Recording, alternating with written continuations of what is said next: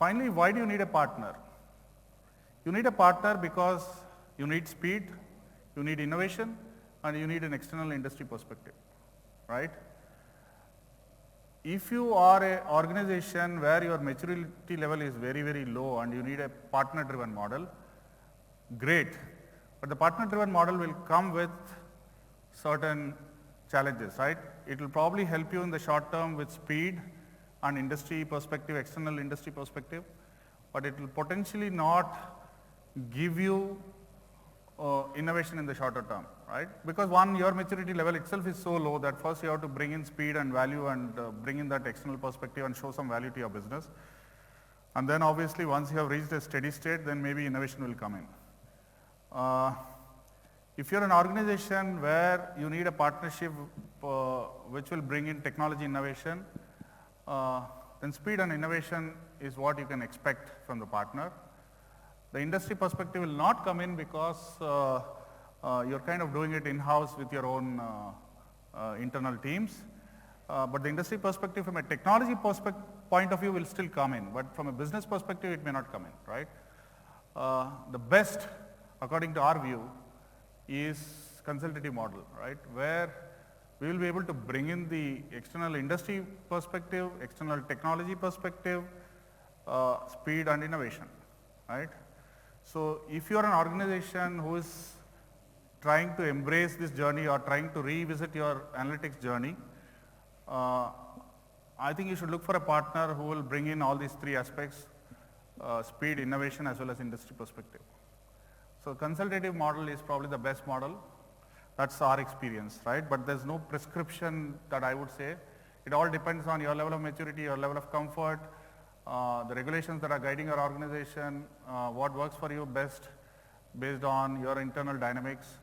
So you can pick and choose your partnership model, your engagement models, but it is always available. We at Brillio have experience dealing with customers at various levels of maturity, providing various types of services, right from business consulting, technology and analytics, and helping them realize business benefits. So that is where I'll stop.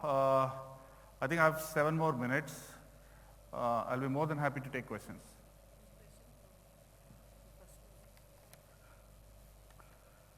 Can you touch upon investment deployment at each stage, say for a 50 crore medium company? Okay, good question. Can you touch upon investment deployment? See, I think it depends on, I'm not sure what business you are in, right? If you're a 50 crore medium-sized company, I would assume that there's not much of regulations and data restrictions and all that stuff, which will mandate you to have your own physical infrastructure, your own facilities and stuff like that. So in my view, you can leverage the power of cloud. You will be able to leverage the power of shared services that are available. When I say shared services, not only from an infrastructure perspective, but also from a people perspective, right? So in my view, I think if you invest to the tune of 1 to 2 crores, you will be able to run for analytics. I mean, I don't know what kind of business you are in. It depends on the type of business you are in. I don't have those details. But in my view, a couple of crores should enable you to run and exploit the power of analytics. That's the kind of investment you might need to do. But again, this is not like one time. This is over a period of, I would say, 12 to 18 months. Yeah.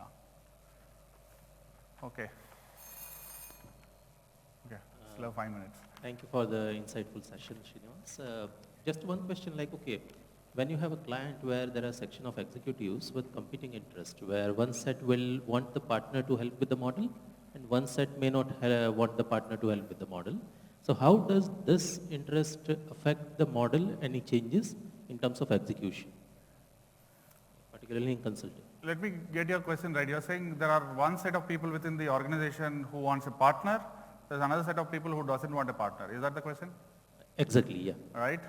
See, again, it depends, right? Who is driving the mandate, right? If the CIO is driving the mandate, he or she will need a partner even to convince the business groups within the organization to to explain why they need a partner, what a partner can bring to the table and stuff like that. I'll give you one example, right? We are working with one of the largest auto manufacturers in India today, right? We are doing multiple engagements with them in the last 6 months. One of the engagements is about forecasting the demand for vehicles. When I say vehicles, they have like 20 odd models and each model has some 5 variants, right? They are both into passenger as well as into commercial segment. They're one of the largest in India.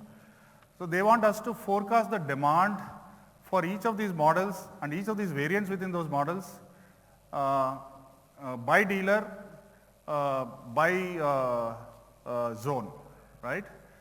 And they want this forecast to be done for the next 6 months, for the next 3 months. It's kind of a rolling forecast, right? So today, when this problem statement was thrown to us by the CIO organization, we started talking to the sales planning team. So this is kind of owned by the sales planning team. The head of sales planning has been doing this work for the last 20 years for the same company, right?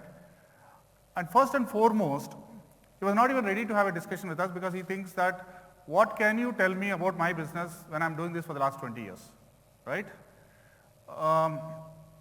Obviously, Brilio, I think, initially was taken back because we were not even getting the right type of interest and meetings, right? So then we went back to the drawing table. We had a couple of domain consultants who understands the auto industry. So then we kind of brainstormed saying that, okay, while forecasting models can give you forecast, at the end of the day, there is a lot of human intuition, there's a lot of tribal knowledge is residing in the minds of those sales planners, and they're going to apply that, and that is kind of why probably this guy is not even interested. He's saying that, oh, your model is just going to give me some output, but I'm going to apply a lot of my knowledge, a lot of my business rules on top of it, which is kind of tribal in nature. I don't even have it documented anywhere. So, right? So what we said is, the solution that we are going to build is not just about forecasting. It is also about streamlining your whole process end to end. So we said we will codify some of the business rules that you have in your mind as part of the system. And then the system will have the smartness to learn as you are using the system, right? You will be able to override the decisions made by the system because there will be manual overrides.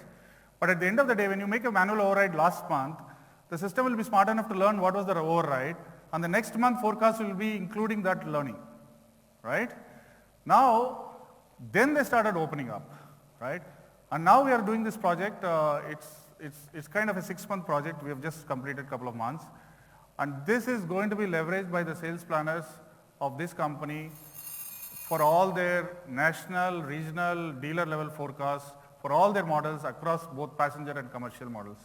So it's about going with a little innovative approach, consultative approach, trying to tell them that I can codify all the rules that you have in mind.